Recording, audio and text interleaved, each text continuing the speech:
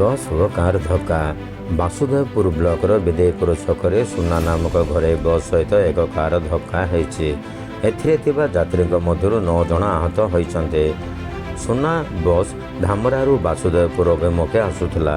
95 बेरांक परिवार लोक माने खसियारू एक बोट पूजा सारी कार जोगे बालीमुंडा डिपोरा अभिमुखे जाउथिले।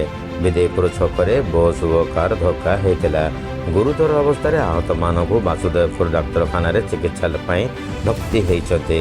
आहत मानक मध्य 4 जण शिशु और 5 जण पुरुष और महिला चिकित्सा होती। गुरुतर मानक मध्य 4 जण भद्रक डाक्तरखाना को रेफर कर भद्रकरू सुब्रत कुमार बेहरा रिपोर्ट मानव अधिकार न्यूज इंडिया।